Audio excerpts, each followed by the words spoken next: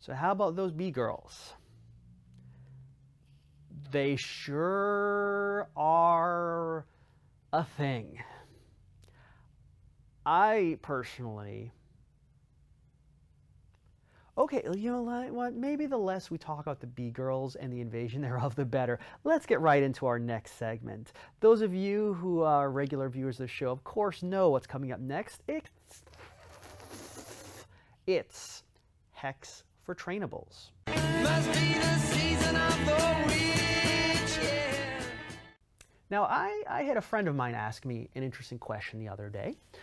They wanted to know whether it was possible to change your gender through magic. And that got me thinking. Did a little bit of research, and I honestly can't say. It seems like it might be possible, but I haven't seen a whole lot of instances of that. But what is entirely possible is you can change your physical sex and bring it more or less in line with your gender. And there are quite a few instances of this. One of the most famous is, of course, the prophet of Greek mythology, Tiresias. And Tiresias shows that the best way to have this done is to make the gods get really mad at you. Because Tiresias, he was, well, you know, I'm going to use he here for clarity. Although the events that follow, I think, will make it clear that Tiresias was most likely not entirely cis male, but some sort of flavor of non-binary or gender fluid. But anyway, Tiresias was wandering in the mountains as a seer of Greek legend would be apt to do, and he came across two snakes mating. And this got him so mad because who can't look at snakes and get mad? I mean, especially when they're mating, that he took a stick and he whacked them over the head. And this made the goddess Hera so incredibly angry, because all the Greek gods are extremely extra, that she cursed Tiresias to become a woman. Now, Hera apparently was under the assumption that Tiresias was a 100% cis male who was happy and comfortable in his assigned at birth gender. And to some degree, maybe that was true. Maybe he was fine being a dude. He certainly seemed like it at the time. But he also seemed like he was pretty fine being a lady. He spent 7 years as a woman and, in fact, became a high priestess of Hera, married, and had kids. So Tiresias gave birth to Mando, who was a seer in her own right when she grew up. Anyway, eventually Tiresias was walking in the mountains, and she came across the same pair of snakes mating again. What are the odds? And this time Tiresias decided not to whack them over the head at all. And apparently that made Hera very happy. So she lifted the curse, and Tiresias became a man again. And Tiresias seemed like he was all right with that as well. So again, probably some sort of gender fluid, since Tiresias seemed to thrive in both forms. Interestingly, a little bit after that, Zeus and Hera got in an argument. Zeus insisted that ladies get more enjoyment out of sex. Just like a guy to claim that, isn't it? And Hera claimed the opposite, that women get more enjoyment out of sex. And so they decided to ask Tiresias, since he was someone who had experiences in both forms. And they ask him, what's the answer? Tiresias says, ladies enjoy it more. Men get like 1/10 of the satisfaction. And, you know, if there's anything we've learned about the Greeks, is that getting involved in an argument between gods never works out well for you. It just doesn't. I mean, they have no chill. So Hera got really pissed at Tiresias again. And this time, she struck him blind. I guess she figured out that, like, you know, he was fine being a lady, so that wasn't much of a curse. So blindness, I guess that was what she went with a second time. But anyway, the point of this whole story is the best way to change your physical sex is to get Hera mad at you. So go for that. But, you know, that's not the only example of this sort of thing from our history. One of my favorite books, The Malleus Maleficarum, includes multiple examples of somewhat imperfect sex changes. And I say imperfect because they're not really sex changes. The book is all about witches stealing penises. So it's not exactly the same thing, but, you know, I mean, there's no secondary sex changes. There's no, you know, there's no different organs replacing the penis down there. In fact, it's even a little unclear what happens to the testicles if those get removed as well. I tend to think they do, considering what happens in some of these stories. So, this happens a lot in the Malleus. Apparently, it's usually the author, Heinrich Kramer, says that witches do this when they get mad at men. So again, these witches are generally assuming that their victims are cis males who would be upset by losing their penis. And the reaction of some of the men in these stories indicates that the witches have guessed correctly. In the first instance, a guy is having an affair with a witch and decides to break it off, and the witch gets pissed at him. So she curses him to lose his junk. And the Malleus is clear that he is now entirely smooth between the legs, which indicates the testicles are probably gone as well. So there you go. Anyway, naturally, as you would do in a situation like this, the poor guy goes to a local bar to drown his sorrows. And while he's at this bar, some lady notices him being really mopey and tries to get him to explain what the problem is. Okay, so you seem kind of down. What's up with you, friend? Well, I was having a dalliance with this girl and broke it off. And wouldn't you know it? She took away the penis. Yeah. Okay. Sure, pal. The young man has encountered a skeptic, so he proves to the lady by the display of his body that what he is saying is in fact true.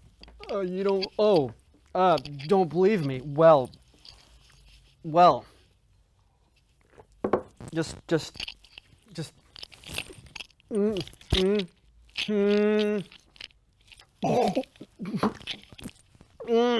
whoa.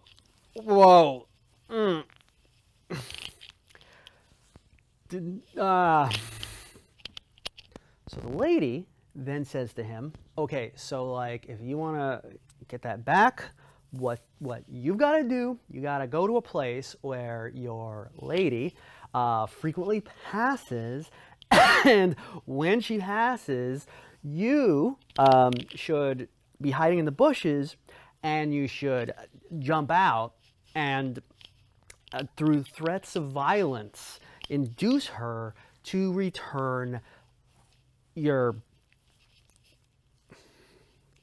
stuff. So at this point, the story is getting rather problematic.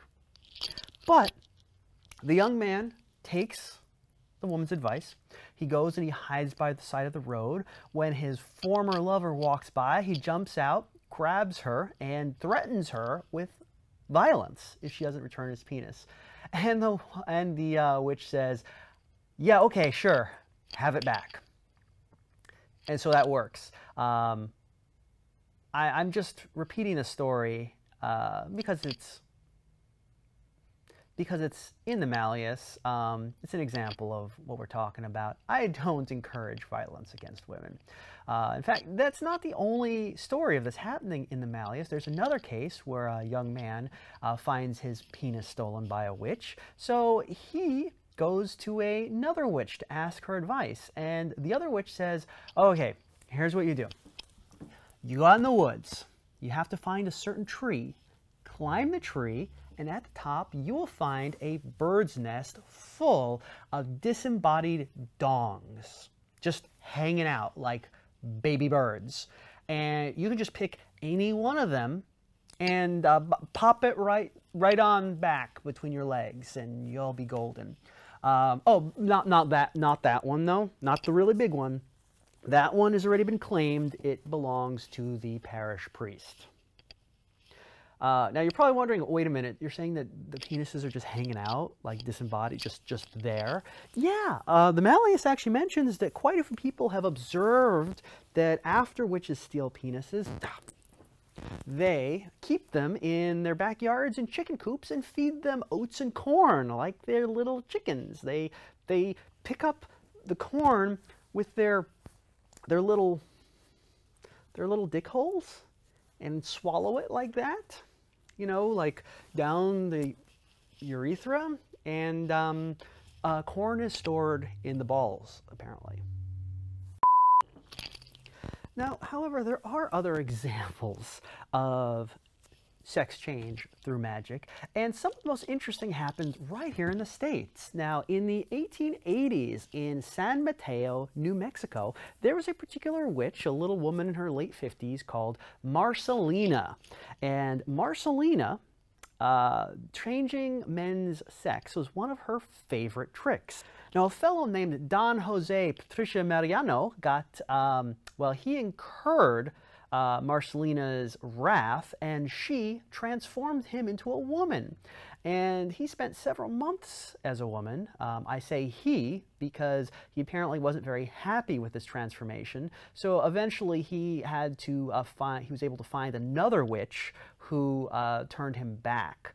So by the fact that he wanted that, I'm assuming he was probably a cis guy who identified as male the whole time. But anyway, Marcelina did a lot of stuff like that. She also made some dude go lame, and eventually the villagers got sick of that sort of thing, and they stoned her to death. Well, that's what happens. There were some other witches, though, who did the same tricks, very similar, and in fact, they were so feared that they always got away with it. I'm speaking of the Morales sisters, Antonia and Placida Morales.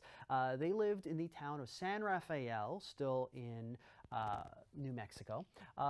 There's actually, in the late 1800s, a photographer was actually able to capture an image of the sisters, and we'll put it up right there for you. Their reputation was so fearsome that the residents of San Rafael actually believe that looking at this photograph is enough to bring you bad luck. Now, that third person in the photograph is Placida's daughter, 17-year-old Vija. At one point, the Morales sisters got really pissed at a guy named Francesco Ansouris. Yeah, that's right, Ansouris. And they invited him over to their house, where they served him cursed coffee. As soon as he drank it, his hair grew 2 feet in length, his voice became high and squeaky, and his rough denim overalls were transformed into crinoline petticoats. So that makes this a very interesting curse, and it just doesn't affect the body. It actually affects your clothing as well. So all you... I'm sure that all the this is something that's going to make it very interesting to people on the internet. But anyway, so Francisco, he was not very happy with this. Again, seems like the witches correctly identified him as being a cis guy who would not be happy as a lady. And Francisco's wife was also kind of upset about this transformation. Francisco, again, spent a bit of time as a woman before he and his wife were able to scrape up enough money to pay another witch to lift that curse. Now, of course, I mean, the question is, what was in that cursed coffee that they served Francesco? Not really clear. The Morales sisters kept their ingredients and their spells pretty close to the chest, so we really don't know. Most likely, it would be a combination of ingredients that you would usually find in southwestern witchcraft. Powdered rattlesnake, for example, cinnamon, cloves, most likely female parsley. There is a particular kind of parsley that's associated with femininity, but those are just guesses. We really don't know what they served him, but makes you think. Anyway, so cursed coffee is apparently the most effective way to change your sex. Anyway, that's all the time we have with us this week on Deep Cuts. I hope you've enjoyed this little deep dive into sex change magic. Join us next time. I'm Bitter Corella. This, of course, is, oh, not the cool skeleton. He's gone. I moved him, so he's not there right now. But don't worry, he'll be back. Please join us next time on Deep Cuts. Until then, enjoy your mortal coils.